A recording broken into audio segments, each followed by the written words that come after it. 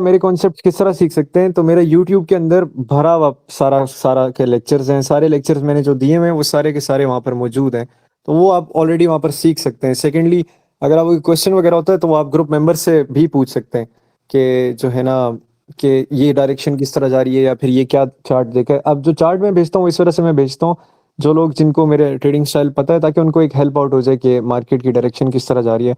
मिसाल के तौर पे अब मेरे एक दोस्त है, उसकी मामा ने अभी रिसेंटली ट्रेडिंग स्टार्ट की है, ठीक है, वो मेरे चैनल के अंदर होती हैं, तो जो मैं डायरेक्शन देता हूँ वो उसके हिसाब से फिर ट्रेड करती हैं, वो उससे अलग से ट्रेड नहीं करती कि मतलब मैंने बाय दिया हो तो सेल में नहीं जाती, ठीक है। तो वो भी ठीक चल रही है एक पिछले एक महीने से, ठीक है। तो इससे करके जो मैं चार्ट भेजता हूँ इसलिए होता है कि आप लोगों की उसमें हेल्प आउट हो जाए। अब ऑब्वियसली मैं इतना ज़्यादा टाइम तो नहीं होता कि एक एक बंदे को, अब मिसाल के तौर पे अभी मुझे चार चार से पांच कॉलें आ चुकी हैं जो लगातार आज के दिन में मैं बात कर रहा हूँ कुछ घंटों पहले की, और उनके मैसेज, अब जाहिर बात है इंसान अपने काम में भी होता है। मैं एक दावत में गया हुआ था, वहां पर बीच में एक बंदे की मुझे लगातार कॉल आई जा रही है, मैं बार बार बंद करूं, बार बार बंद करूं, और एक बंदा मुझसे उस टाइम बात कर रहा था, ठीक है। मैंने उन्होंने कहा आपकी कॉल आ रही है, अटेंड कर लें, मैंने ना म्यूट कर दिया। बाद में जाके मैंने उसका मैसेज खोला, मैसेज खोल के देखा तो उसने मुझे बोला कि मैंने गोल्ड को सेल किया हुआ है यहाँ से, तो मुझे बताया मैं क्या करूं। मतलब इस तरह जो अगर आप रिप्लाई करेंगे तो ऑब्वियसली मैंने अपने बायो में लिखा हुआ है कि call is equals to block, ठीक है। अब मुझसे पूछने के बजाय आप ग्रुप के अंदर पूछ लिया करें, वो आपको ज़्यादा जो है ना बता देंगे फौरन कि क्या होने लगा मार्केट में। बहरहाल, अभी सुभान भाई का एक क्वेश्चन है, वो पूछ के उसके बाद हम चलते हैं कि मार्केट की डायरेक्शन मुझे क्या नज़र आ रही है इस वीक और आने वाले टाइम के अंदर, ठीक है। उसके बाद ईएमएस पे चलते हैं, हम थोड़ा सा सेशन को छोटा ही रखेंगे। सुभान भाई अपना क्वेश्चन पूछे प्लीज़।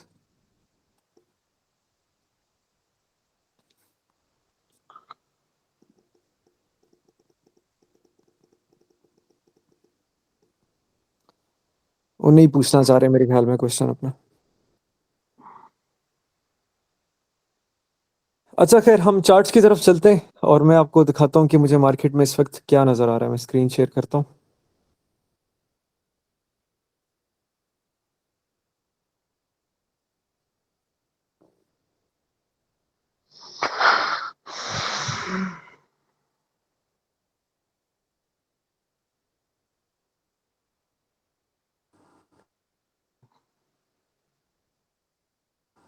आपको मेरी स्क्रीन नज़र आ रही है?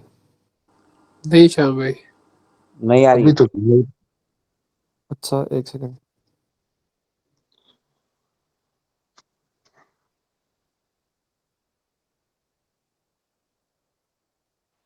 अब आ अब गई। देखें। हाँ अब आ गई है। ठीक है, हम बड़े टाइम फ्रेम से स्टार्ट करेंगे, ठीक है, और हम देखते हैं कि मार्केट की डायरेक्शन हमें क्या नज़र आ रही है। अच्छा, लास्ट वीक की बात है कि किसी और ने भी ज्वाइन करना है, मैंने लिंक तो डिलीट कर दिया था, कैसे ज्वाइन कर रहे हैं। बहरहाल, लास्ट वीक की बात है, लास्ट से लास्ट वीक की बात है कि यार ये क्यों ज्वाइन आ रहे हैं अभी। अच्छा, लास्ट से लास्ट वीक की बात है, वहाँ पर मैंने बताया था कि जब मार्केट ने यहाँ पर ड्रॉप लिया था, तो मैंने यहाँ पर एक चीज़ बताई थी कि ये जो इतनी बड़ी लिक्विडेशन आपको ऊपर की नज़र आ रही है और ये अब नीचे की नज़र आ रही है, तो ये दोनों कैंडल्स यहाँ पर कैंसिल आउट होकर हम पिछली कैंडल को काउंट करेंगे, जो कि ये वाली बुलिश इनगल्फिंग है, ठीक है। जब इस तरह का सिनेरियो होता है उस केस के अंदर ऊपर और नीचे के ऑर्डर्स दोनों कंज्यूम हो जाते हैं। ये जो जितने आपको, ये जो, लेट सपोज ये आपको एक बेस नज़र आ रही है यहाँ पर, मेरे कॉन्सेप्ट के मुताबिक यहाँ पर एक रैली बेस रैली बन रही है, और कॉन्सेप्ट के अंदर ये चीज़ बताई जाती है कि ये जो ऑपोजिट कैंडल है इसके अंदर हिडन ऑर्डर्स होते हैं, जो कि इंस्टीट्यूट्स वगैरह के होते हैं, जो कि कंज्यूम होने होते हैं। ये वो ऑर्डर्स कंज्यूम होके मार्केट ऊपर की तरफ चली गई है। अब इस ड्रॉप के बाद बहुत सारे टिकटॉकर्स और बहुत सारे लोग आके बोल रहे थे मार्केट में एक सेल ऑफ आने लगे, मार्केट जाने लगी है 2000 पे, और उसी टाइम मैंने बताया था कि फजूल की नॉइस को आप इग्नोर क्या करें, बस चार्ट देखें और वहीं पे से समझ आए कि मार्केट क्या करने लगी है। करंट सिचुएशन के मुताबिक इस वक्त गोल्ड बहुत स्ट्रांग नजर आ रहा है, ठीक है। मतलब कोई चांस नजर नहीं आ रहा मुझे यहाँ से मार्केट, कि यहाँ से मार्केट जो है ना इस तरह जाते जाते ये यहाँ ऑल टाइम हाई टच करेगी और यहाँ से गिर जाएगी, ऐसा पॉसिबल फिलहाल नहीं है। पॉसिबिलिटी इस वजह से नहीं है क्योंकि जब तक दुनिया के हालात बेहतर नहीं होंगे तब तक गोल्ड के हालात नीचे की तरफ नहीं आने लगे। उसकी वजह है कि गोल्ड जो है वो एक सेफ हेवन डिक्लेयर हुआ हुआ है। आप सबको ये बात पता है कि जब भी जंगी सूरत हाल होती है गोल्ड ऊपर जाता है। गोल्ड जब से दुनिया बनी है ना, आप सल्लल्लाहु अलैहि वसल्लम के ज़माने से गोल्ड ऊपर ही जा रहा है, गोल्ड कभी नीचे नहीं आया, ठीक है। तो अब तो क्योंकि ऑब्वियसली हम इस इंडस्ट्री के अंदर ट्रेडिंग की, जिसके अंदर जो है ना हमें जो है ना चार्ट्स नज़र आते हैं, तो गोल्ड इस वक्त कौन कौन से जोन से बाय बन सकता है, कौन कौन से जोन से सेल बन सकता है, ये भी हम डिस्कस कर लेते हैं। और मार्केट जब ओपन होगी तो उसके बाद क्या होगा, जब मार्केट ओपन होगी ना, तो मुझे फिलहाल नजर आ रहा है कि मार्केट एक गैप अप के साथ ओपन होगी। वो $10 का भी हो सकता है, वो $100 का भी गैप अप हो सकता है। ठीक है, ट्रेड जो बनेगी ना वो आपकी कब बनेगी, सुबह एशिया सेशन के अंदर जो होती है ना रियल मूव स्टार्ट होती है, जब भी फंडामेंटल्स में इफेक्ट आता है। अब जो सेशंस होते हैं ना ये एक बहुत ज़्यादा इंपॉर्टेंट रोल प्ले करते हैं मार्केट्स के अंदर। और वो इस तरह प्ले करते हैं कि जो भी एशिया सेशन होता है ना, एशिया सेशन के अंदर जब भी फंडामेंटली दुनिया के अंदर किसी किस्म का भी मसला होता है ना, जो पहला इंपैक्ट होता है ना वो एशिया सेशन में पड़ता है। और उसके बाद लेट सपोज अगर एशिया सेशन में मार्केट बाय में चली जाती है, ऊपर चली जाती है, बहुत ऊपर चली जाती है, जब आप सुबह 10-11 बजे उठेंगे आप देखेंगे मार्केट इतने ऊपर चली गई है, तो जो लंदन सेशन होता है उसके अंदर की जाती है मैनिपुलेशन 80% ऑफ द टाइम। जिसका मतलब ये है कि आपको ड्रॉप दिखाया जाएगा, बार बार ड्रॉप दिखाया जाएगा, आपको लगेगा कि बस अब मार्केट नीचे जाने लगी है, और उस एशिया सेशन की कंटिन्यूशन जो होती है ना वो आगे न्यूयॉर्क सेशन में हो जाती है फिर। ठीक है, 3 मेजर सेशंस होते हैं जिन पे हम ट्रेडिंग देखते हैं। अब इस वक्त करंट सिचुएशन को देखते हुए और टेक्निकल्स को देखते हुए मैं अपने सामने एक 4 आवर का चार्ट खोलता हूँ। ठीक है, और यहाँ पर एक सिंपली इस जोन को मैं मार्क कर दूंगा, ये जोन। ठीक है, ये वो जोन है जिधर हमारा लास्ट वीक का एक गैप अप ओपन हुआ था, ये वाला। ठीक है, ये गैप अप यहाँ से फिल आउट होके मार्केट यहाँ से ऊपर जा रही है। अब जब तक ये रीजन नहीं टूटेगा ना 50-100 का जोन, तब तक हम ये नहीं कह सकते कि मार्केट सेलिंग की तरफ जाएगी, यहाँ से यूं करके गिर के नीचे चली जाएगी। ये पॉसिबल फिलहाल नहीं है। ठीक है, जब तक ये जो 50-100 का रीजन टूटता नहीं है। अब सवाल ये पैदा होता है कि क्या मार्केट ऑल टाइम हाई पे जाएगी, या फिर मार्केट 6,000 पे जाएगी, या फिर उससे भी ऊपर जाएगी। तो इसका सिंपल सा आंसर ये है कि ऑल टाइम हाई तो बहुत ईजी नज़र आ रहा है फिलहाल यहाँ पर टेस्ट होना। उसकी वजह ये कि मैंने अपनी जो पिछली वीडियो थी, पता नहीं मैंने वीडियो में समझाया था शायद, उसके अंदर मैंने बताया था कि ये जो हमारा रीजन है, जिसके अंदर अगर आप बड़ा टाइम फ्रेम खोल के देखें ना, तो आपको यहाँ से नजर आएगा कि जो 4400 का रीजन था ना, ये बड़ा एक रेंजिंग मार्केट जोन था ये, 4400 से 4600। अब इस जोन से यहाँ से जो एक रैली हमें देखने को मिली है, और हमारे पास यहाँ से जो ड्रॉप देखने को मिला है। ठीक है, मैं इसको डेली टाइम फ्रेम में दिखाता हूँ ताकि आपको यहाँ पर थोड़ा सा एक आइडिया मिले। ये जोन, ठीक है, अब हमारे पास इस बेरिश ड्रॉप के बाद ये वो ड्रॉप है जो कि लोगों ने कहा था बहुत बड़ा ड्रॉप आ गया है मार्केट के अंदर, और अब मार्केट नीचे जाने लगी है। ये जो बड़ी सी रेड कैंडल आपको नजर आ रही है, इस कैंडल के बाद प्राइस से होल्ड किया और प्राइस ने इस रेंज को तोड़ के फर्दर ऊपर चली गई। और ये वो जोन है जिधर से मार्केट बहुत ऊपर जाने के बाद एक इंटेंसिव ड्रॉप लेके नीचे आई है। अब इस वक्त अगर मैं चार्ट को इस सिनेरियो में यहां पर देखूं, ठीक है, इसके अंदर हमें नजर आता है कि हमारे पास दो अनफिल्ड रीजन्स थे। अनफिल्ड रीजन्स एक ये वाला है जहां से हमारे पास ड्रॉप आया है, और एक हमारे पास ये वाला है जहां से हमारे पास ये वाला पंप आया। मार्केट ने क्या किया कि 50% ऑर्डर्स जो थे, अगर यहाँ से पंप आया था, लेट सपोज, आसान लफ्जों में मैं आपको समझाता हूँ, लेट सपोज कि अगर 1,000 लॉट्स का यहाँ पर ऑर्डर लगा हुआ था, तो उस 1,000 लॉट्स में से आप कह लें कि 500 लॉट्स का ऑर्डर बाय का प्लेस हो गया था, 500 अनफिल्ड ऑर्डर्स थे। सिमिलरली अगर यहाँ पर सेल के ऑर्डर्स लगे हुए थे 1,000 लॉट्स के, तो उसमें से 500 फिल हो गए थे, 500 जो थे वो रह चुके थे। तो मार्केट मेकर्स ने क्या किया, क्योंकि उन्होंने अपने बकायदा के 500 ऑर्डर्स भी फिल करने थे, उन्होंने पहले मार्केट को यहां तक ड्रॉप किया।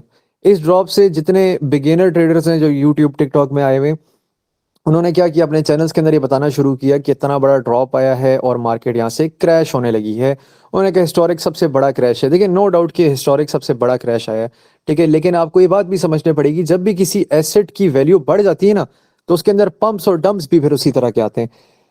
अब वो इस चीज से बहुत सारे लोग पैनिक हो गए कि यार मार्केट में इतना बड़ा डंप आया है, और ये आज तक इतना बड़ा डंप हमें कभी देखने को नहीं मिला, तो अब तो मार्केट यहाँ से गिरने लगी है, गोल्ड गिरने लगी है। गोल्ड को गिरने के लिए दुनिया का निज़ाम सही होना पड़ेगा, और हमें दूर दूर तक नजर आ रहा है कि गोल्ड का दुनिया का निज़ाम खराब होता जा रहा है, ना कि सही होता जा रहा है फंडामेंटल्स के मुताबिक। अब इस वक्त करंट स्टेट के अंदर नीचे के जो ऑर्डर्स थे, ये वाले ऑर्डर्स, ये सारे के सारे जो ये रीजन था पूरा का पूरा, ये ऑर्डर्स यहाँ पर कंज्यूम हो चुके हैं। रह कौन से गए, ये रह चुके हैं। अगर आपने ये ड्रॉप देखा हो, क्योंकि ये तो मैं लाइव देख रहा था अपने सामने, मार्केट ने 5600 को टैप करते साथ ही $50 से $100 का डंप लिया था। इस दौरान वो डंप नीचे आया और प्राइस थोड़ा वहां पर होल्ड हुई, और होल्ड होने के बाद शदीद किस्म का ड्रॉप हमें देखने को मिला था। इसका मतलब ये है कि जिन लोगों ने यहाँ से सेलिंग करना शुरू की थी फ्रॉम दिस रीजन, उनके आधे से ज्यादा अनफिल्ड ऑर्डर्स अभी भी यहाँ पर मौजूद हैं। तो मार्केट मेकर्स जो होते हैं वो कभी भी अपने अनफिल्ड ऑर्डर्स छोड़ते नहीं है, कभी भी। आपने सुना ही होगा ये बात। तो मार्केट इस वक्त, ये जो कैंडल आपको नजर आ रही है जो अभी करंट बन रही है, ये आने वाले अपकमिंग वीक के अंदर इस डब्बे के अंदर जाके हिट होगी। इसका मतलब ये है कि जो अनफिल्ड ऑर्डर्स रह चुके थे मार्केट के यहाँ से सेलिंग के, वो वापस फिलअप होंगे। जब वो फिलअप होंगे तो ऐसा नहीं होगा कि मार्केट यहाँ से यूं करके डंप ले जाएगी। उसकी वजह ये है कि ये ऑर्डर्स कंज्यूम हो चुके हैं, और अब ये पूरा का पूरा जो जोन है ना, जो ये आपको नजर आ रहा है, जो मैंने मार्क किया ऑल टाइम हाई वाला रीजन, ये एक सपोर्ट की तरह एक्ट होगा। ठीक है, यहाँ से हमें एक ड्रॉप देखने को मिल सकता है यकीनी तौर पे। वो मे भी शायद 50-100 तक का भी ड्रॉप देखने को मिल सकता है, 300-400 का। लेकिन वो ड्रॉप इतना स्वेरिटी के साथ नहीं आएगा कि मार्केट 4400 को भी तोड़ जाए।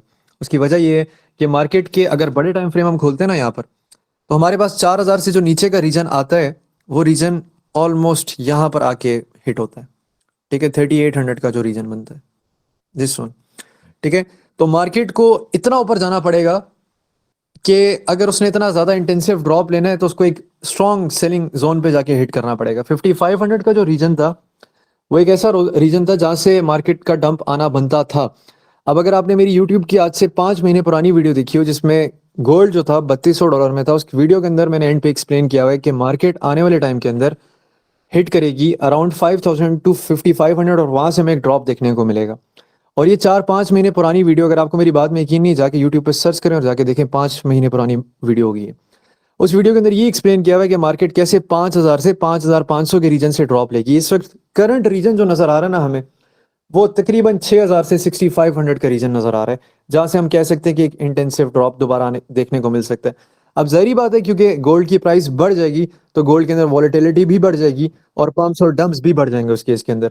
तो अगर वहां पर जाके प्राइस हिट करती है 6000 से 6500 के दरमियान में, तो मे भी शायद हमें $2000 का भी ड्रॉप देखने को मिले। लेकिन ये जो लोग आके आपको कह रहे हैं कि प्राइस 2000 पे जाने लगी है, 1800 पे जाने लगी है, या 3000 पे जाने लगी, ये चीज पॉसिबल नहीं है। ये चीज पॉसिबल इस वजह से नहीं है कि गोल्ड की प्राइस को आधा करने का मतलब ये है कि फॉरेक्स की इंडस्ट्री से आधे पैसे निकाल लिए जाएं, और वो पैसे सिर्फ तब निकलेंगे जब दुनिया के अंदर और अच्छी अपॉर्चुनिटीज होंगी इन्वेस्टमेंट के लिए। कहने का मकसद ये है कि अगर एक आम बंदा है ना, जिसके पास 10 करोड़ रुपया सेपरेट से पड़ा हुआ है, तो वो 10 करोड़ रुपया या तो वो प्रॉपर्टी लेगा या तो वो गोल्ड लेगा। इस वक्त गोल्ड जो है ना, वो एक हॉट टॉपिक है। तो वो बंदा 10 करोड़ रुपए अपने जो सेपरेट रखे हुए हैं वो उठा के गोल्ड में डाल देता है। ठीक है, तो वो सिर्फ तब अपने पैसे निकालेगा जब उसको नजर आएगा कि भाई प्रॉपर्टी बहुत ऊपर जाने लगी है। और प्रॉपर्टी सिर्फ तब ऊपर जाती है जब उस मुल्क के हालात बहुत अच्छे हो जाते हैं, या फिर ओवरऑल दुनिया के हालात अच्छे हो जाते हैं। मुल्क के हालात तभी अच्छे होते हैं जब उसकी दुनिया के साथ रिलेशंस अच्छे होते हैं। ठीक है, तो ये चीज आपको पहले थोड़ा सा फंडामेंटल्स में क्लियर आउट करना पड़ेगा। करंट स्टेट के मुताबिक देखते हुए हमारे पास गोल्ड के अंदर एक गैप अप ओपन होना चाहिए मंडे वाले दिन में। आपको पता है पूरी दुनिया इस वक्त वेट कर रही है कि गोल्ड सिर्फ एक बार मार्केट खुल जाए। उसकी वजह यह है कि आज से पहले जब भी जंगी सूरत हाल हुए, वीक डेज के अंदर हुए। वीक डेज से मुराद ये है कि वेडनेसडे को रातों रात कहीं जंग हो गया तो सुबह हम उठे तो देखा मार्केट ऊपर चली गई है, या सुबह एशिया सेशन में पता चला जी इसराइल ने हमला कर दिया तो मार्केट ऊपर चली गई है। कभी ऐसा नहीं हुआ कि हमारे पास वीकेंड वाले दिन मार्केट के अंदर इतना बड़ा पंगा हो गया हो, दुनिया के अंदर इतना बड़ा पंगा हो गया हो कि जो है ना, ईरान का लीडर भी फोत हो गए, और पूरी दुनिया के अंदर मतलब इतनी ज्यादा जंगी सूरत हाल कभी ऐसा नहीं हो कि वीकेंड के अंदर आया हो। ठीक है, तो जब वीकेंड के अंदर आया तो इसका मतलब ये कि अब पूरी दुनिया के जो ट्रेडर्स बैठे हुए हैं ना, वो सारे वेट कर रहे हैं कि किसी तरीके से गोल्ड खुले। अब वो फोमो इतना ज्यादा होगा क्योंकि बच्चे बच्चे को पता है कि भाई जब भी जंग होती है गोल्ड ऊपर जाता है। तो एक बहुत ज्यादा हाई पॉसिबिलिटी है कि गैप ओपन के साथ मार्केट ओपन हो। अगर मार्केट के अंदर इतनी स्ट्रेंथ हुई, बेसिकली इंस्टीट्यूट्स के अंदर इतनी स्ट्रेंथ हुई, तो शायद वो एक छोटी मोटी स्पाइक डाउन दे सकते हैं। अगर आपको किसी किस्म की भी स्पाइक डाउन मिलती है, जब तक प्राइस 5100 से ऊपर है, वो आपकी हमेशा बाइंग जोन होगा, और आप बाय करके 6000 को यहाँ पर टारगेट कर सकते हैं। जो अभी वाला ऑल टाइम हाई है बहुत इजीली ब्रेक हो जाएगा यहाँ पर। ठीक है, इस ऑल टाइम हाई से हमें एक रिजेक्शन मिल सकती है। अगर तो आप लंबे स्विंग ट्रेडर हैं तो फिर तो आप बेशक होल्ड कर लें, कोई मसले की बात नहीं है। ठीक है, अगर आपकी नीचे से एंट्रीज हैं तो आप होल्ड कर सकते हैं। लेकिन अगर आप स्विंग ट्रेडर नहीं है सच, तो आप इस ऑल टाइम हाई पे अपना प्रॉफिट बुक करके वक्ती तौर का शॉर्ट ले सकते हैं, और उसके बाद दोबारा से बाय के अंदर घुसेंगे, क्योंकि जो नेक्स्ट टारगेट है वो 6000 से 6500 का टारगेट बनता है। अब बात करते हैं कि ट्रेड किस तरह पकड़नी होगी। ट्रेड इस तरह आपको पकड़नी होगी कि जब सुबह गैप अप ओपन होगा ना, कभी भी रश नहीं करते कि भाई बस अब गोल्ड ऊपर जाता ही जाएगा जाता ही जाएगा। और मुझे पता है कि जो बहुत सारे बिगिनर्स हैं उनके दिमाग के अंदर ये बात आएगी कि भाई मार्केट तो बस चढ़ती जाएगी चढ़ती जाएगी चढ़ती जाएगी। ये पॉसिबल नहीं होता। ठीक है, पॉसिबल इस वजह से नहीं होता क्योंकि बहुत ज्यादा जो है ना फैक्टर्स हैं, सेलिंग का प्रेशर भी बहुत ज्यादा हाई हो जाता है बीच में। आपको मैसेजेस वगैरह नजर आ रहे हैं मेरी स्क्रीन में जो आ रहे हैं साथ साथ? नहीं नहीं नहीं आ रहे। नहीं आ रहा। चलें, ये फिर अच्छी बात है, ठीक है। तो सेकंड में इनको जरा चुप करा दो।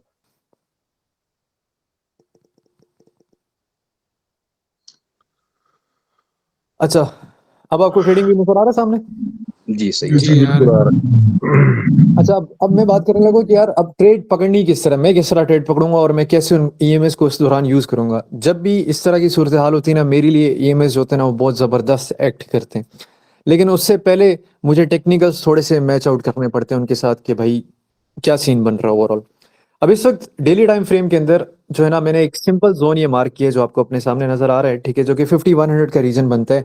इस 50-100 में प्लस माइनस आप $10-20 भी कर सकते हैं, मतलब 5120 5110 हो गया या फिर थोड़ा सा नीचे भी हो गया, वो चीज़ मैटर नहीं करती।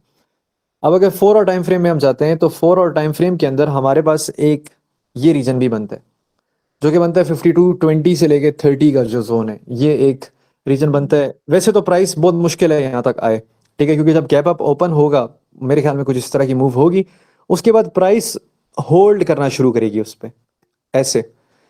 ये जो चीज आपको नजर आ रही है ना, जो मैंने सामने एक छोटा सा पैटर्न बनाया हुआ है, ये वो पैटर्न है जिसमें ईएमएस बहुत ज्यादा आपको कॉन्फ्लुएंस मिला के ट्रेड के अंदर जो है ना बैठा के आपको कहते हैं भाई हुण फ्लाई है मार्केट, ठीक है। ये एग्जैक्टली जो रेंज अभी बनेगी ना, ये आपको एशिया सेशन के अंदर ही मिल जाएगी प्रॉबली, ठीक है। मुराद ये है कि जब गोल्ड में गैप अप ओपन होगा उसके बाद गोल्ड थोड़ा सा रिट्रेस करेगा, ठीक है, क्योंकि हमारे पास सेलिंग प्रेशर भी बहुत ज्यादा आएगा इस दौरान। अब क्योंकि बहुत सारे ट्रेडर्स ऐसे भी हैं जिनके दिमाग में ये बात आएगी और वो ये कहेंगे कि यार हो सकता है कि सारी दुनिया बाई के अंदर घुस रही है तो हम सेलिंग के अंदर घुस जाते हैं, क्योंकि बहुत सारे ट्रेडर्स ऐसे होते हैं जो स्ट्रेंथ को जो है ना सेल करते हैं। तो अब इस केस के अंदर हमें रिट्रेसमेंट देखने को मिलेगी, ये पॉसिबिलिटी है, लेकिन वो इतनी ज्यादा रिट्रेसमेंट नहीं आएगी कि मार्केट जो है ना यहाँ से शायद गिर ही जाए या फिर कोई ऐसा सीन हो कि मार्केट खत्म ही हो जाए, ऐसा सीन नहीं होगा। अब ये जो रिट्रेसमेंट है ये आपको देखना पड़ेगा कि सुबह चार्ट किस तरह एक्ट कर रहा है। मैं वैसे तो सुबह चार्ट बना के भेज दूंगा कि ये हमारे बाय जोन्स होंगे, लेकिन अगर आप ये एक्सपेक्ट कर रहे हैं, अगर आप ये वेट करेंगे बैठ के कि मैं 5200 से बाय करूंगा या मैं 5100 से बाय करूंगा, तो मेरे ख्याल में ये चीज़ पॉसिबल नहीं होगी, ठीक है। आपको पुराने रीजन्स को फिलहाल देखना नहीं पड़ेगा, नए जो रीजन्स बनेंगे वहां पर आपको एक कंटिन्यूशन ट्रेड मारनी पड़ेगी। नया रीजन मेरे ख्याल में प्राइस यहाँ से उठेगी, उसके बाद यूं करके कुछ होल्डिंग करेगी, वो रीजन होगा आपका जहाँ से आप एक बाय पकड़ेंगे, ठीक है, और उसके बाद आपका जो टेक प्रॉफिट है वो ओपन होगा all time high, bare minimum first take profit होगा। ये चीज़ कुछ हमें देखने को मिलेगी इस वीक के अंदर अंदर। अब याद रखें कि हमारे पास एनएफपी भी है फ्राइडे के अंदर, ठीक है। तो अगर तो एनएफपी से पहले हमें एक ड्रॉप देखने को मिलता है जो कि हाईली नॉट जो है ना, मतलब नजर नहीं आ रहा बिल्कुल भी मुझे ड्रॉप फिलहाल, तो फिर तो बाइस बहुत ज़्यादा कंफर्म हो जाएंगे एनएफपी के अंदर, ठीक है, कि मार्केट ऊपर चली जाएगी। अब दो केसेस आते हैं हमारे पास जब भी हम ट्रेडिंग करते हैं, एक सेल का होता है एक बाय का ऑप्शन होता है। अगर तो प्राइस नीचे आ रही है और प्राइस 5100 तक पहुंच जाती है किसी भी सूरत हाल में एनएफपी से एक आध दिन पहले, तो बहुत ज़्यादा हाई चांसेस होंगे कि एनएफपी का जो प्रेशर होगा ना वो 5100 रीजन को तोड़ जाएगा, ठीक है। लेकिन फिलहाल ये एक बहुत ज़्यादा आप कह लें कि ना समझने वाला सिनेरियो नज़र आ रहा है। तो जो दूसरा सिनेरियो है वो हमारे पास ये है कि प्राइस मुझे गैप अप के साथ ओपन होती हुई नज़र आ रही है और मुझे उसके बाद एक मंडे वाले दिन एक बहुत ज़्यादा आप कह लें हाई बाय प्रेशर में नज़र आ रही है, मतलब कि प्रोबेबली प्राइस जो है ना 5400 को भी टच कर सकती है मंडे के दिन में ही। उसके बाद थोड़ा सा जो है ना सूरत हाल थोड़ी सी लाइट हो जाएंगी और हमारे पास जो ट्यूसडे वेडनेसडे और थर्सडे वाले दिन है ना, ये तीन हमारे पास मार्केट कंसोलिडेशन के अंदर घुस जाएगी। कंसोलिडेशन के अंदर जब मार्केट जाएगी ना तो वो हमारा टाइम होगा, हमें उस टाइम देखना पड़ेगा कि ओवरऑल ट्रेंड किस साइड पे जा रहा है और एनएफपी का अब क्या इम्पैक्ट आ रहा है। अब ये जो आपके सामने इस वक्त चार्ट बना हुआ है, इस वक्त अगर तो ये जो मूव मैंने आपको दिखाई है ये मूव इतनी छोटी मूव नहीं है कि एक दिन के अंदर ये पूरी मूव हो जाएगी, ऊपर भी चली जाएगी, कंसोलिडेशन भी शुरू हो जाएगी, ठीक है। इसमें 1 से 2-3 दिन भी लग सकते हैं, ठीक है। मार्केट ऊपर जाएगी और जाने के बाद होल्ड करना शुरू कर जाएगी, होल्ड करना शुरू हो जाएगी और फिर वेट करेगी एक मेगा इवेंट की। मेगा इवेंट से मुराद ये चाहे वो एनएफपी हो चाहे वो कोई और हमला हो फंडामेंटल्स के मुताबिक। अब क्योंकि हम ट्रेडर्स हैं तो हम दोनों कैटेगरीज को देखते हैं। एनएफपी अगर तो बाई की तरफ आई तो आप देख लेना कि जो है ना जंग की सूरत हाल ज़्यादा बढ़ जाएगी उस केस के अंदर, ठीक है, और आने वाले टाइम के अंदर गोल्ड दोबारा ऑल टाइम हाई को हिट कर जाएगा। अब ये याद रखें कि वैसे तो ये बहुत सारी चीज़ें जो होती हैं ना इनमें प्री प्लान्ड होती हैं, ठीक है, और मुझे नहीं पता आप इससे एग्री करते हैं डिसएग्री करते हैं, लेकिन बहुत सारे जो फैक्टर्स होते हैं वो प्री प्लान्ड होते हैं। अब इस वक्त करंट सिचुएशन को देखते हुए हमें नज़र आ रहा है कि गोल्ड फ्लाई करता जा रहा है, तो अगर कोई बंदा इस पूरे वीक के अंदर सेलिंग करता है तो वो अपने साथ खुद जो है ना अपने अकाउंट के साथ खुद जिना करेगा, मैं आपको सीधे लफ्जों में बता रहा हूँ बात। ठीक है, तो सेलिंग का जो है ना, आप अगर अपने बहुत शौक हो रहा है तो आप हल्का फुल्का स्कैल्प कर लें। और मुझे पता है ग्रुप के अंदर बहुत सारे लोग ऐसे होते हैं जो आपको 50-100 पिप्स दिखा के ना दिखाते हैं हमने इस सेल मारा था, ये किया था। वेयर इन रियलिटी आपने एक मेजर डायरेक्शन को पकड़ना होता है। ठीक है, वो एक छोटे टाइम फ्रेम के अंदर सेल वगैरह पकड़ लेते हैं। आजकल के टाइम में 100 से 150 पिप कैच करना जो है ना, ये एक बिगिनर के लिए। ठीक है, मतलब जिस तरह पहले इस जमाने में ना 20 से 40 50 पिप्स वाले लोग होते थे ना, तो अब वो 100 से 150 वाली कन्वर्ट होगी ये कम्युनिटी। ठीक है, अगर हम पहले ज़माने में 100 पिप्स कैच करके दिखाते थे, तो अब हम 1000 पिप्स बेयर मिनिमम अपने माइंड में रखते हैं। अब शिफ्ट होते हैं हम इसकी तरफ, MT5 की तरफ, और मैं आपको जो है ना थोड़ा सा EMS दिखा देता हूँ कि EMS क्या करते हैं। उससे शिफ्ट होने से पहले आपने इस 1 और टाइम फ्रेम के अंदर इनको देखना है, ये इस पूरे पैटर्न को एक बार गौर से देख लें। उसके बाद मैं आपको दिखाता हूँ कि मैं EMS पे कौन सा पैटर्न देख रहा होता हूँ। ये जो पूरी फॉर्मेशन आपको नज़र आ रही है ना इस वक्त, थोड़ी सी गंदी फॉर्मेशन है। अब जैसा मैंने बताया कि आप जो बिगिनर्स है ना, आप तो अभी थोड़ा आपको टाइम लगेगा ऑब्वियसली चीज़ें समझने में और सीखने में। ठीक है, अगर आप समझ रहे हैं कि मार्केट इतनी वॉलेटाइल होगी है कि हमें स्टॉप लॉस बहुत बड़ा रखना पड़ता है, ऐसा कोई सीन नहीं है। मैंने बीच में एक ट्रेड ली थी, उसमें मैंने 8 पिप का स्टॉप लॉस लगाया हुआ था, वो भी मेरा हिट नहीं हुआ था। ठीक है, तो ऐसे से इतना बड़ा मसले की बात नहीं, सिर्फ और सिर्फ जो है ना आपकी अगर प्रैक्टिस बहुत अच्छी हुई तो आप ऑब्वियसली मार्केट को खा पी सकते हैं। अब जो EMA के अंदर आपने पैटर्न समझना होगा ना, वो पैटर्न मैं आपको यहाँ पर समझा देता हूँ कि वो कौन सा पैटर्न है। मार्केट के अंदर जब भी रेंजी मार्केट्स है ना, जैसे ये करंट स्टेट के अंदर जो मार्केट है, ये आपने यहाँ पर जो है ना कोई ट्रेड नहीं लेनी होती EMA को देखते हुए। EMA को आपने तब देखना है जब मार्केट में एक इम्पल्सिव मूव आती है, मतलब यहाँ से ऊपर आई मार्केट यूं करके, और उसके बाद प्राइस होल्ड करना शुरू हो जाती है, ऐसे ऐसे ये चीज करती है। ठीक है, जब ये चीज बनती है ना, तो वो टाइम होता है जिसमें आप EMA पे ट्रेड लेते हैं, क्योंकि उस दौरान एक EMA यूं करके उसको सपोर्ट कर रहा होता है, और जो 2 EMAs आपको मेरे स्क्रीनशॉट्स में नजर आते हैं वो नीचे की तरफ आ रहे होते हैं। ठीक है, और ये वो टाइम होता है जिसमें EMA टैप इन करता है आखिरी EMA पे और फिर यूं निकल जाता है। ठीक है, आप इसको बुलिश पेंडेंट भी कह सकते हैं, आप इसको बहुत सारे नाम भी दे सकते हैं। ठीक है, लेकिन इस केस के अंदर EMS जो है ना मेरी बहुत ज्यादा हेल्प आउट करते हैं। मैं शिफ्ट करता हूँ MT5 के ऊपर और मैं आपको दिखाता हूँ यहाँ पर। अब मुझे बताना अगर आपको मेरी MT5 नजर आ रही है।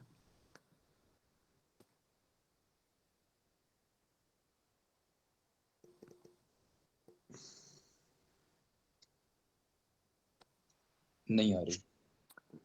मैंने शेयर ही अभी नहीं तक किया तो था ब्लैक स्क्रीन नजर आ रही है। 2 सेकंड।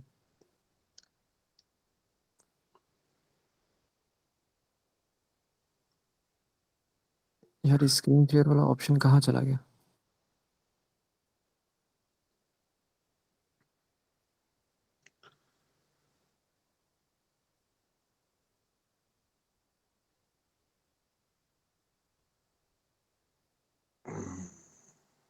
अब देखिए, अब नजर आ रही है? नहीं आ रही। नहीं नहीं भाई अभी तक नहीं। एक सेकंड।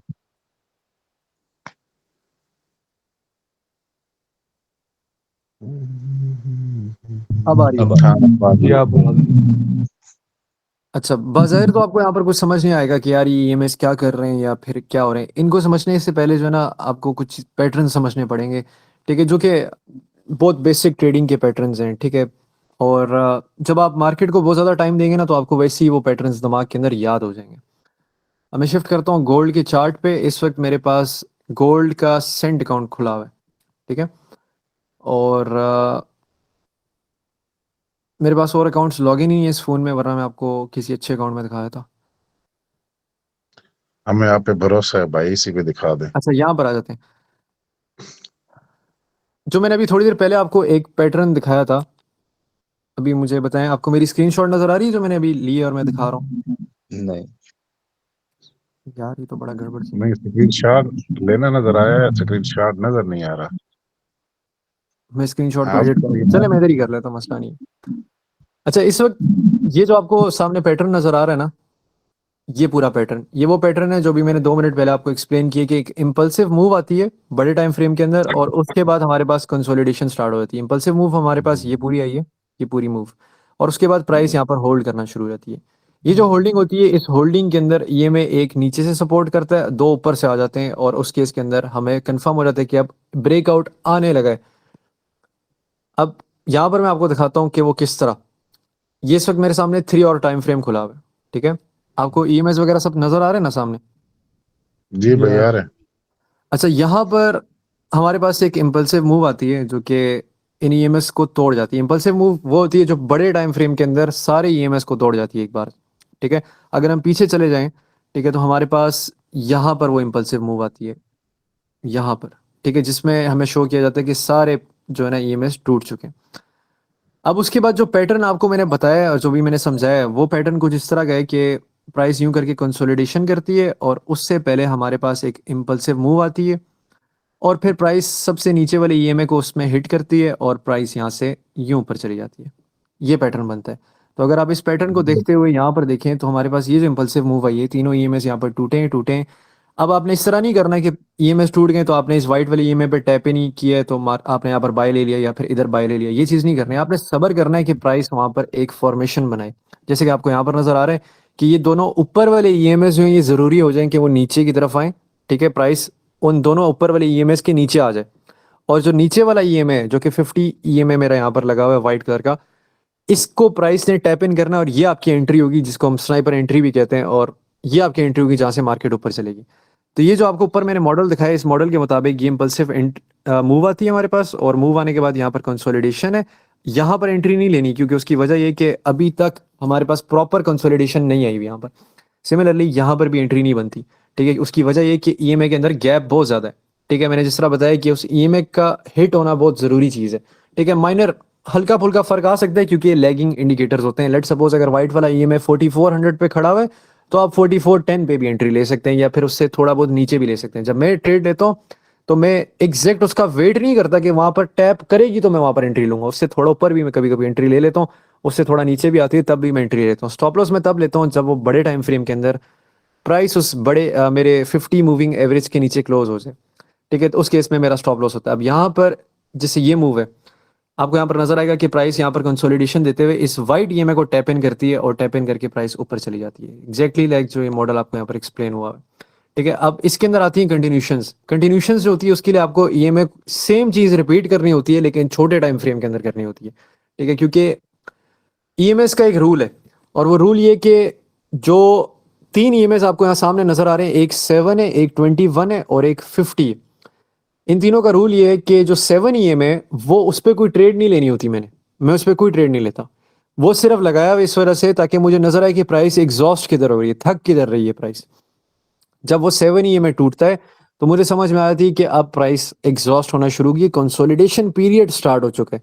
ये चीज आप जब टाइम देंगे ना चार्ट को बहुत ज्यादा और ईएमएस लगा के, मैं आपको ये नहीं कह रहा कि आप ईएमएस लगाएं और इन्हीं की बेसिस में ट्रेडिंग स्टार्ट कर दें कल से, ये नहीं करना। आप सिर्फ लगाएं और देखते रहें अपने पुराने तरीके से ही ट्रेड करें। लेकिन टाइम के साथ ये होगा कि आपको समझ में आ जाएगी कि हाँ ये ईएमए ऐसे एक्ट करने लगे या ऐसे एक्ट करने लगे। अब मिसाल के तौर पे मेरी जो होल्डिंग इतनी ज़्यादा लंबी होती है वो इसी वजह से होती है, अगर मैंने यहाँ से बाय लिया हुआ है इस जोन से तो मैं उसको तब तक बाय ही रखता हूँ जब तक वो 50 ईएमए ऊपर से टूट नहीं जाता उसी सेम टाइम फ्रेम के अंदर, ठीक है। अब यहाँ पर अगर किसी बंदे ने 4500 से बाय लिया है तो वो बहुत इजीली होल्ड कर सकता है जब तक कि वो तीनों ईएमएस टूटे नहीं है। और वो तीनों ईएमएस कहाँ पर जाके टूटे हैं, यहाँ पर जाके टूटे।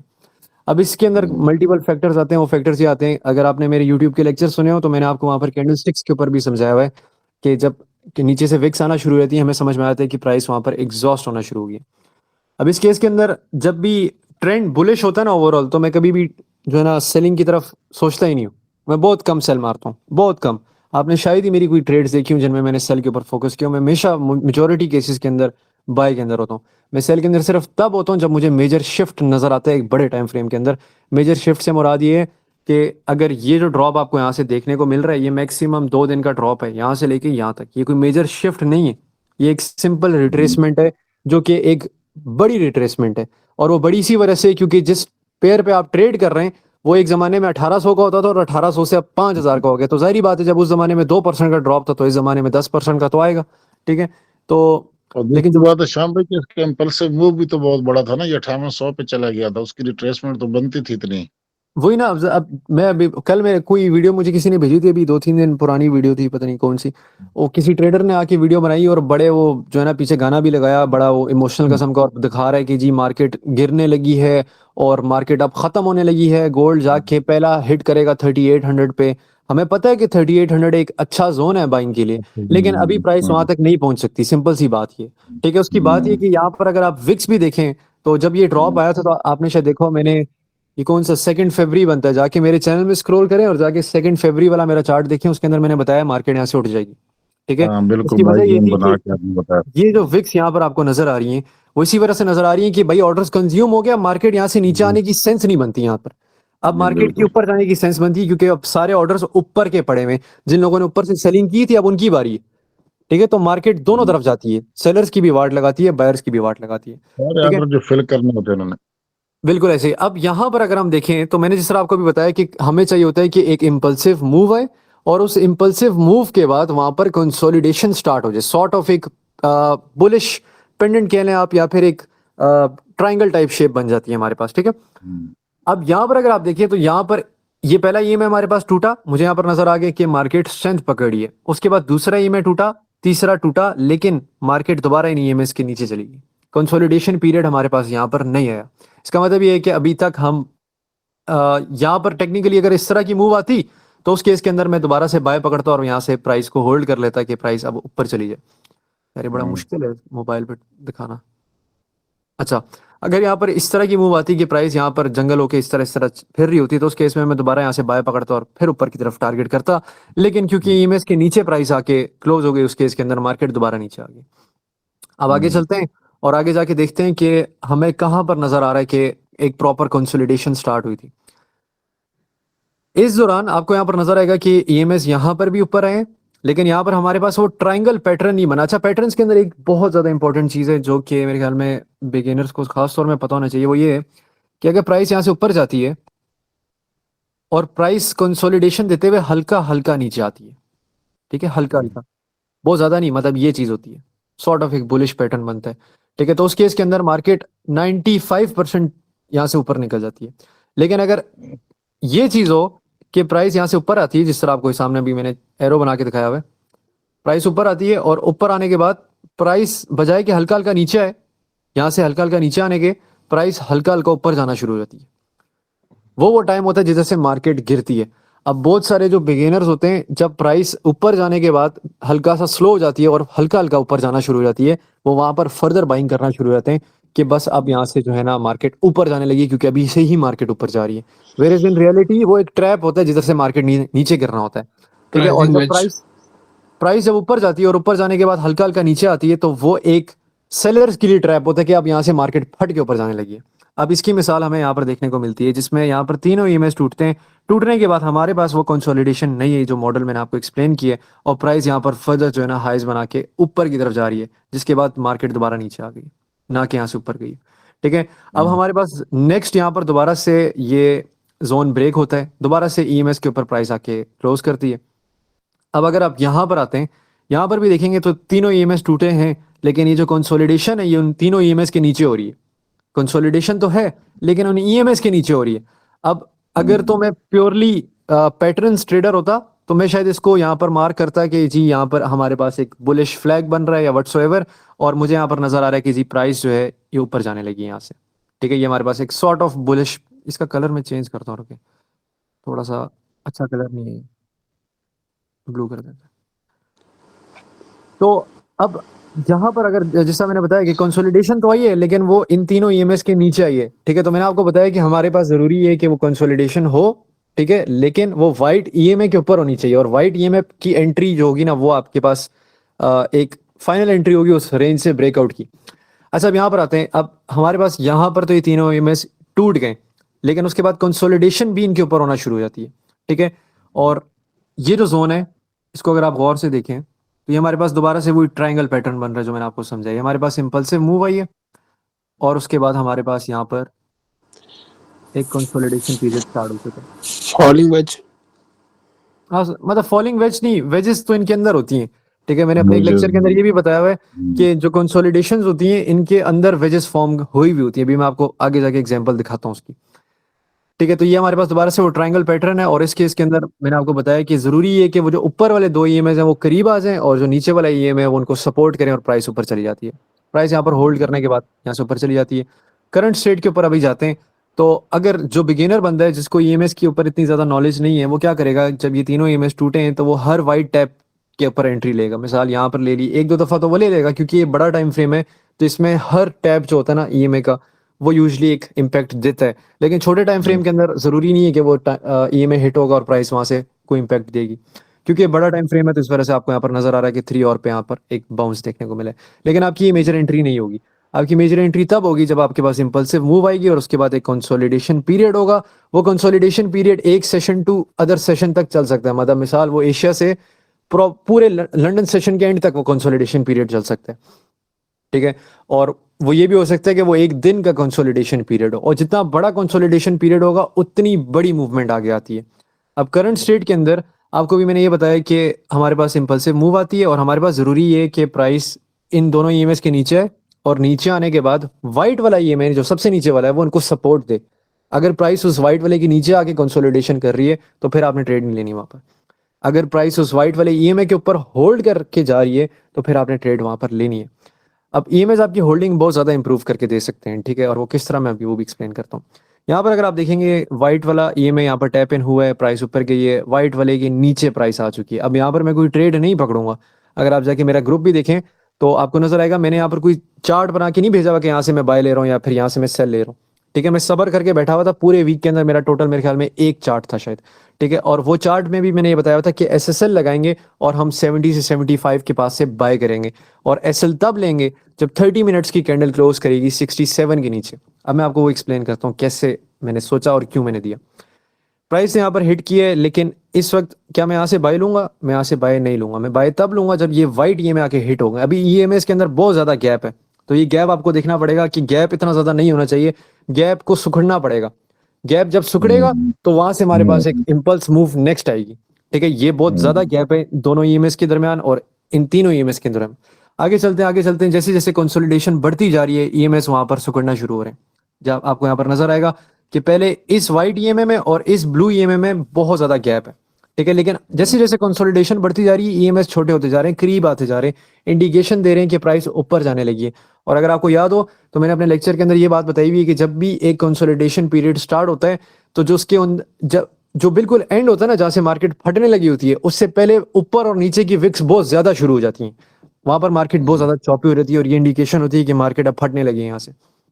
अगर आप यहाँ पर देखें तो हमारे पास पूरी की पूरी चौपीनेस है यहाँ पर ये नीचे विक्स जो आपको नजर आ रही है, ठीक है। अब यहाँ पर क्वेश्चन ये पैदा होता है कि हमारी एंट्री कैसे पैदा होगी, ठीक है। ये पूरा का पूरा आपको जो सिनेरियो मैंने यहाँ पर दिखाया, इससे पहले मैंने एक मॉडल बताया, मॉडल में ये बताया कि जो ऊपर वाले ईएमएस है वो नीचे आ जाए और जो नीचे वाला ईएमए है वो उनको सपोर्ट करे।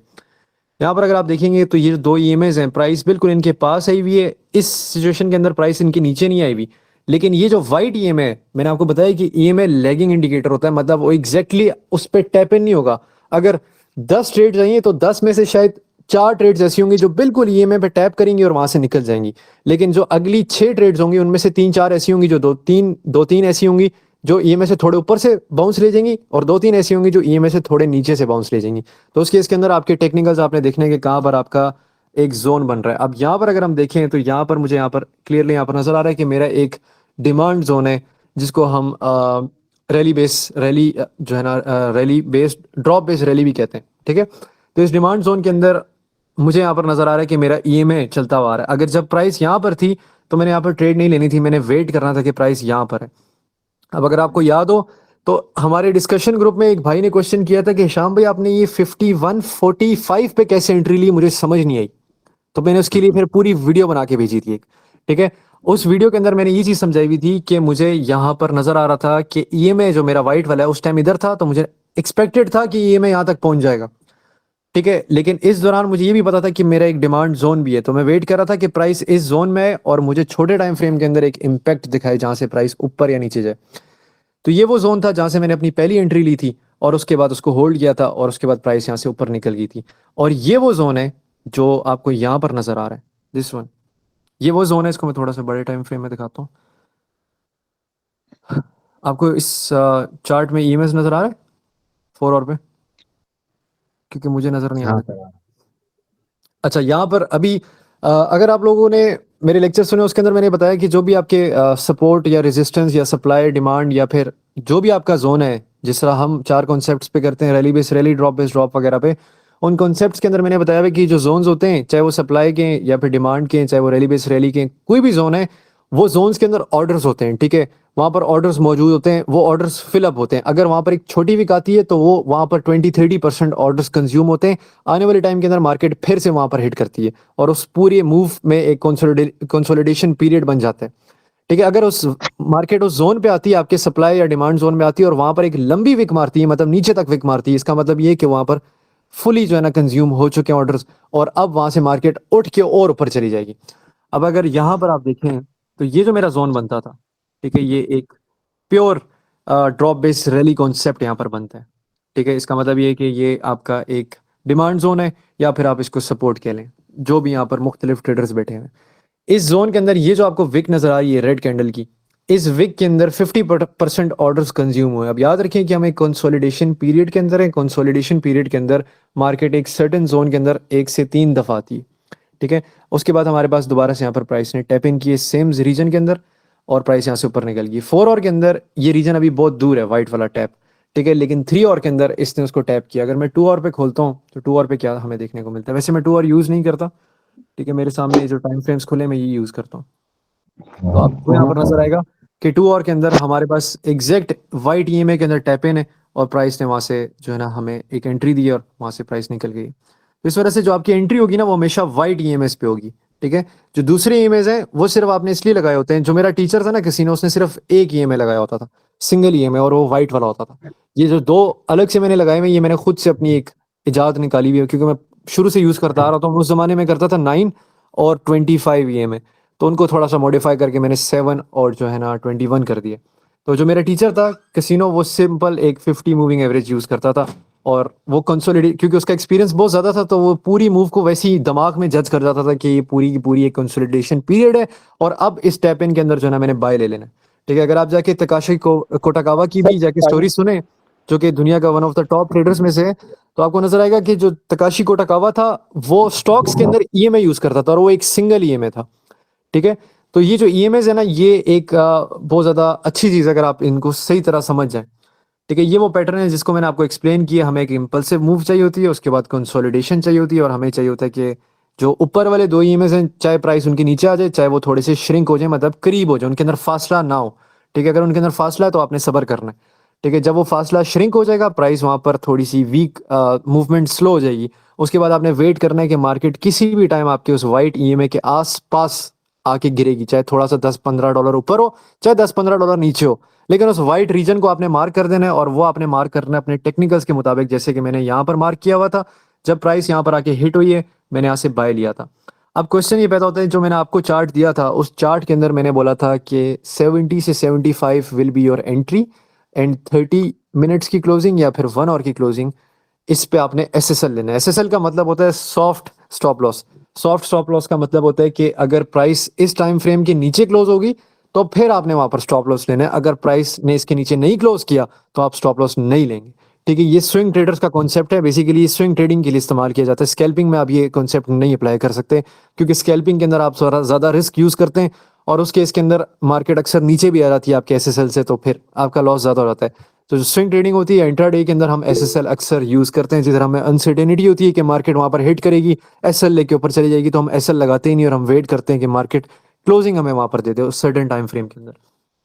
तो ये जो रीजन आपको नजर आ रहा है, ये वो रीजन है जहां पर आपको चार्ट भेजा गया था और बताया गया था कि आपने सिर्फ तब ये वो रीजन है। उस आपको याद होगा कि एक विक आई थी अच्छी खासी, ये यहाँ पर, ठीक है, जो कि ऑलमोस्ट 63-62 तक आई थी, ठीक है। अब उसके बाद प्राइस वहां से ऊपर चलेगी, तो आपको ये बताया गया था कि आपने सिर्फ तब एस स्टॉप लॉस लेना है जब आपका 67 के नीचे आपको ऑर्ली कैंडल की क्लोजिंग मिले या फिर आपको 30 मिनट्स की क्लोजिंग मिले। हमारे पास दोनों की क्लोजिंग नहीं मिली थी, जिसकी वजह से हमने अपनी ट्रेड को होल्ड किया और हमने छोटी मोटी विक से पैनिक होकर ट्रेड अपनी क्लोज नहीं की थी। ये जो आपको विक नजर आ रही है, ये विक यहाँ तक आई है और उसके बाद प्राइस उड़ गई। अगर हम थोड़ा सा इसको शिफ्ट करते हैं छोटे मोटे टाइम फ्रेम्स के अंदर, तो आपको कुछ और चीजें भी देखने को मिलेगी यहाँ पर।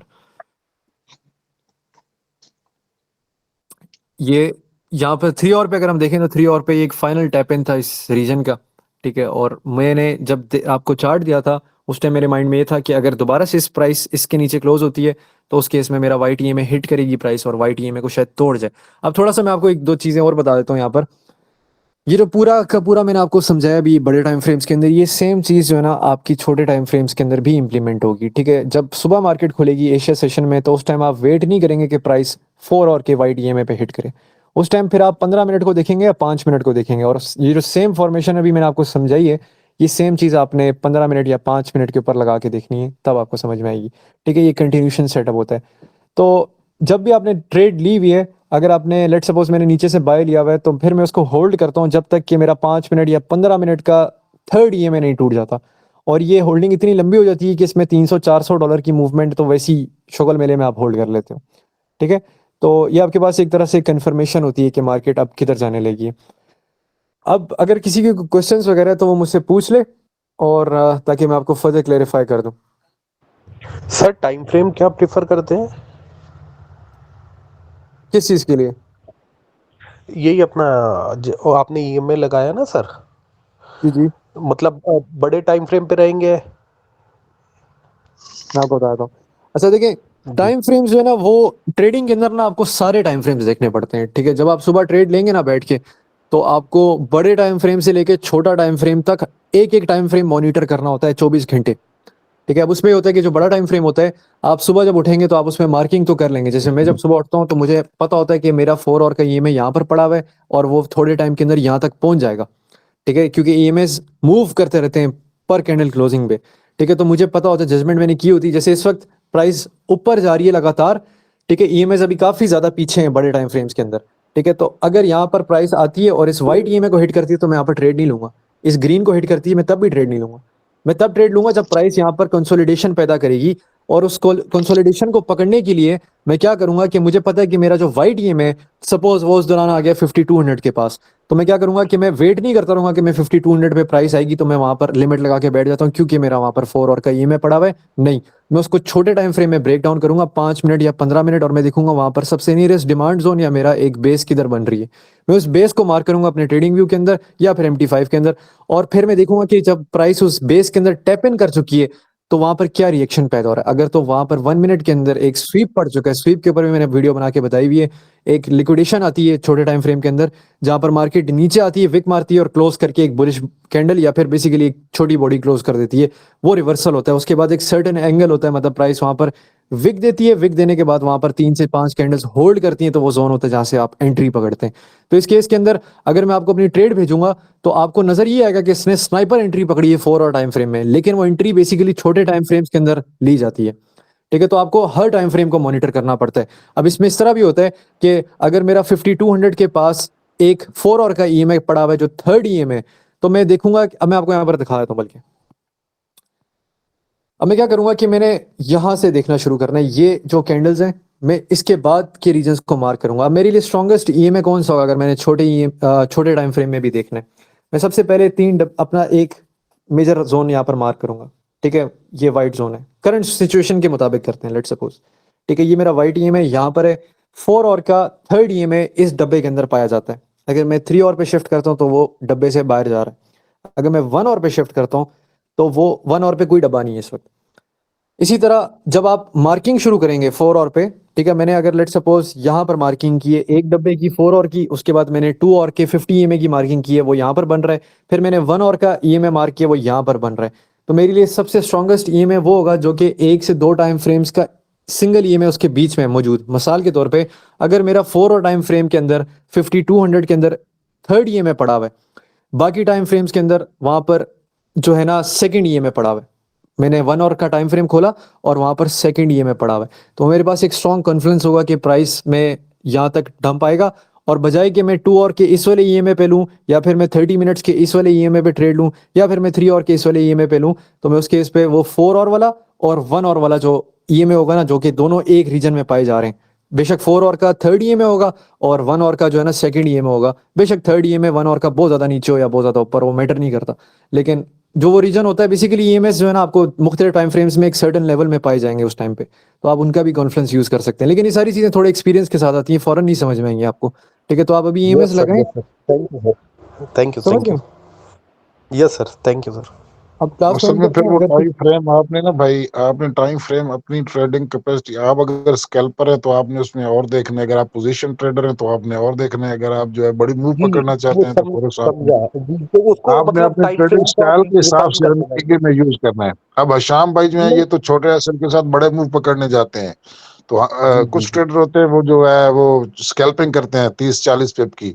तो हर बंदे का जी। अपना उस ट्रेडिंग स्टाइल के हिसाब से आपने ईएमए को यूज करना है। अच्छा, मैं एक और चीज भी आपको यहाँ पर बताया तो जो अकाउंट टाइप जो है वो बहुत ज्यादा इंपॉर्टेंट होती है। ये मैंने लेक्चर अपने एलीट्स वालों को भी दिया था, ठीक है। मैं आपको भी ये बात बता देता हूँ कि जो बड़ा अकाउंट होता है ना, मिसाल के तौर पे अगर मेरा कोई अकाउंट है जो कि 60-70 हज़ार डॉलर का है, ठीक है, मैं उम्मीद तौर पे जब मेरा 50 हज़ार डॉलर का अकाउंट होता था ना, मैं उसको सेंट अकाउंट में कन्वर्ट कर जाता था, वो 5 मिलियन सेंट्स बन जाता था, ठीक है। अब 5 मिलियन सेंट आपका उड़ ही नहीं सकता, जी इम्पॉसिबल, आप उसको उड़ा ही नहीं सकते, ठीक है। यस जी। तो सर। जब बड़ा बस कैपिटल बनता साल है ना, मार्केट के खिलाफ खड़ी रहे तो नहीं उठता। मैं आपको बताता हूँ, मैं उसके अंदर ना स्टॉप लॉस लगाता ही नहीं था। लगाने से मुराद ये, अभी भी जो मेरे बड़े अकाउंट्स होते हैं उनके अंदर मेरा स्टॉप लॉस नहीं होता, ठीक है। स्टॉप लॉस से मुराद ये है कि मेरा 4 और का एक रीजन है जहां से मैंने बाय करना है, मैं बैठा रहूंगा, मुझे पता है कि इस वीक के अंदर प्राइस इस जोन पे हिट करेगी। जैसे इस वक्त मैंने आपको भी बताया ना कि एक 50-100 का मेन जोन है, वो टूट गया तो कहानी खत्म है। और दूसरा जो जोन बनता है वो 52-25 का बनता है, ठीक है। अगर वो टूटा तो हमें थोड़ा सा एहतियात लेने पड़ेगी वहां पर, ठीक है। तो ये जो रीजन है, मैं इनको 4 और पे देख लूंगा, और मैं अपने बड़े अकाउंट के अंदर इस रीजन के अंदर एक दरमियानी सी लॉट अपने रिस्क को देखते हुए 1%, 2%, 3%, जो भी मेरी रिस्क मैनेजमेंट है, मैं एक छोटी सी लॉट वहां पर खोल दूंगा विदाउट एसएल। अब वो इस तरह की लॉट होती है कि अगर वहां से गोल्ड $100 भी नीचे आ जाए तो मेरे अकाउंट में 3-4% से ज्यादा लॉस नहीं होता। लेकिन जब वहां से गोल्ड फिर जाता है, ऊपर चला जाता है, तो वो ट्रेड बेसिकली मैं उसको बुक नहीं करता ना। वो मेरी ट्रेड ऐसी होती है जिससे मैं प्रॉफिट लूं, या फिर मेरे कोई नियत नहीं होती कि मैंने अगर यहाँ से ट्रेड मारी है बड़े टाइम फ्रेम के ऊपर तो मैं उससे कोई बहुत प्रॉफिट निकालूंगा। वो बेसिकली वो ट्रेड होती है जिसके प्रॉफिट के ऊपर मैं री एंट्रियां मारता हूँ पूरे रास्ते, समझ रहे हैं। तो जो छोटा अकाउंट होता है, ये हरकत छोटे अकाउंट पे नहीं हो सकती। जिनके अकाउंट 300, 500, 600, $400 वाले अकाउंट होते हैं, टूर्नामेंट के अंदर आप लोग के अकाउंट्स इसी वजह से ब्लो हुए थे क्योंकि आप ये वाली हरकत करते थे उसमें, ठीक है। सही बात है सर। अब यस सर। इतने लोग टूर्नामेंट के अंदर, मैं आपको बता भी नहीं सकता कि उनके अकाउंट्स $300 का अकाउंट है भाई का, $50 का प्रॉफिट चल रहा होता है, बुक नहीं करते भाई। $50 का मतलब पता है कि अकाउंट का 12% की ग्रोथ है, ठीक है। अगर ग्रोथ है आपके पास $1 लाख का अकाउंट हो ना, तो उसमें $12,000 का गेन, मतलब 35 लाख रुपए आपका चल रहा है, तो आप उसको उस टाइम बुक करेंगे नहीं करेंगे? ऑब्वियसली बड़े अकाउंट में बुक करेंगे। तो छोटे अकाउंट में भी क्यों नहीं बुक करते? छोटा अकाउंट तभी ग्रो करता है जब आप उस पर स्कैल्पिंग करते हैं, मेन फोकस स्कैल्पिंग पे जाता है, ठीक है। अगर आपका अकाउंट छोटा है, $100, $200 का, तो उस पर स्कैल्प करें, 5-10% मोर देन इनफ होता है एक सिंगल ट्रेड के अंदर निकालना। अब इसके अंदर एक और चीज भी मैटर करती है, वो ये चीज है कि बहुत सारे लोग ये करते हैं कि वो अकाउंट का 30% रिस्क करते हैं और वो उससे 10% निकालते हैं कि हमारा दिन का कोटा पूरा हो गया। भाई अगर आपने 30% रिस्क किया तो फिर आप प्रॉफिट भी 30% का लो, एटलीस्ट 1 into 1 आर तो करो, ठीक है। तो इसी वजह से मैं क्या करता था छोटे अकाउंट पे, बहुत सिंपल सा तरीका है 300 से 600 को अकाउंट पे करने का, वो ये होता है। अब आपको पता है कि जो मेरी एक स्टूडेंट है हफ्सा, उसने 10 राउंड्स क्लियर कर दिए थे एक महीने के अंदर। 10 राउंड का मतलब है 10 टाइम्स 1x, मजाक नहीं होता, कोई भी नहीं कर सकता, इतना आसान नहीं है ये चीज, ठीक है। वो बहुत इसी वजह से करती थी क्योंकि उसको एक सिंपल मैंने तरीका बताया हुआ था कि जब तुम्हें 10% का प्रॉफिट नजर आए, तुमने वहां पर अपना आधा प्रॉफिट ले लेना, आधा छोड़ देना। वो ये करती थी, मार्केट फिरती थी, उसका वो जो 5% रिमेनिंग प्रॉफिट होता था वो जाता था सीधा 30-40% गेन हो जाता था। छोटा अकाउंट है, फॉरन फ्लिप हो जाता है। अगर मैं आपको बोलूं ना कि $100 का अकाउंट है, इसको हफ्ते में जो है ना 1x कर दें, तो शायद आप कर भी दें। लेकिन अगर आपको मैं देता हूँ ना $1 लाख का अकाउंट में, इसको आपको बोलता हूँ ना इसको हफ्ते में 1x करें, आप नहीं कर सकते, ठीक है। तो वो सर पूरा माइंड हेड खराब हो जाएगा। बिल्कुल, तो दोनों वो केसेस इतना हेड। अकाउंट देख के हमेशा ट्रेडिंग करने पड़ती है, लेकिन ट्रेडिंग सेम तरीके से की जाती है। मतलब ऐसा नहीं है कि मैं बड़े टाइम फ्रेम, जब बड़ा अकाउंट है मेरा, उसमें मैं सिर्फ 4 और पे ट्रेडिंग करूंगा, नहीं, मैं उसमें भी सेम तरीके से करूंगा। मैं मार्क बड़े टाइम फ्रेम में करूंगा, एंट्रीज में छोटे टाइम फ्रेम लूंगा, दैट्स इट। फर्क सिर्फ ये होता है कि जो बड़ा बड़ा अकाउंट होता है उसमें मैं एक नीचे से एंट्री छोड़ देता हूँ और ऊपर रास्ते में री एंट्रियां करता हूँ। जो छोटा अकाउंट होता है उसमें मैं हरकत नहीं करता, उसमें मैं स्कैल्प करके निकल जाता हूँ, बस ये फर्क। एक थोड़ी सी और सपोर्ट चाहिए थी सर आपसे, कि जी जी। आप थोड़ा सा सर ये गाइड करिए कि मतलब अपना ये मतलब प्रॉप फर्म के लिए थोड़ा सा कुछ सपोर्ट कर लिया जिससे हमारी एक कैपिटल बन पाए सर।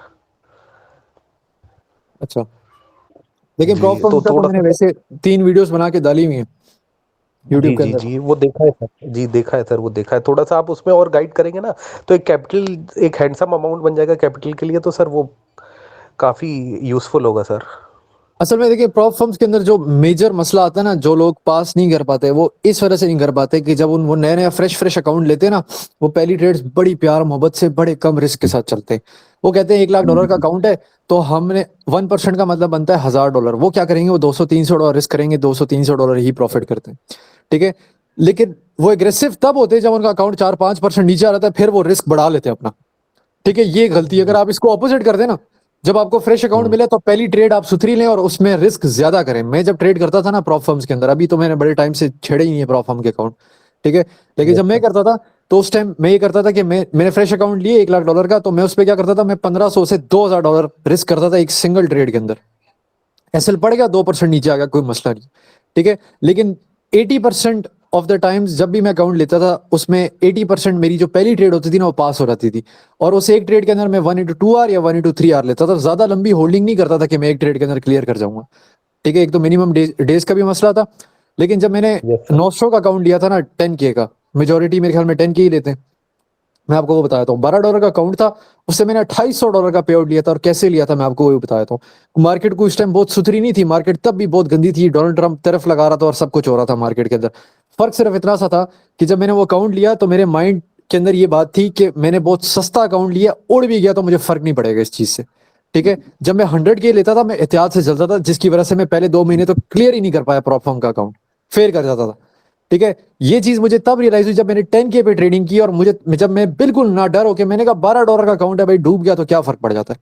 ठीक है, मैंने उसमें जो पहली ट्रेड ली थी ना, मैंने 2% रिस्क किया था, पहली ट्रेड के अंदर ही मैंने 6% निकाल लिया था। ठीक है, और मैं आपको बता रहा हूँ 3 स्टेप अकाउंट था, जो कि मैंने एक दिन के अंदर तीनों स्टेप क्लियर कर दिए थे उसके। ठीक है, तो वो इसी वजह से हुई थी क्योंकि मैं रिस्क ज्यादा कर रहा था। रिस्क आप तब कम करते हैं जब आपका प्रॉप फर्म का अकाउंट नीचे आ जाता है, 5% 6% नीचे आ गए तो आप 0.5% रिस्क कर लें, 0.3% रिस्क कर लें। ठीक है, रिस्क मैनेजमेंट की वीडियो के अंदर मैंने ये भी बताया हुआ है। लेकिन जब स्टार्टिंग में आपका अकाउंट फ्रेश है तो आप उसमें ज्यादा रिस्क करें, और पहली ट्रेड जो है ना वो सुथरी लें सोच समझ के, ना कि वो ऐसी ही कोई भी फनकार ट्रेड ले ली। ठीक है, ये चीज नहीं करनी। तो जो शाम फर्स्ट भाई मूव एक होती है ना, वो इंपॉर्टेंट है बस। Okay, thank you sir, thank you, nice nice of you sir, thank you. बाकी किसी का क्वेश्चन है? सर आपने इतना बड़ा कैपिटल कैसे बनाया, सवाल आया भाई का। एक सेकंड।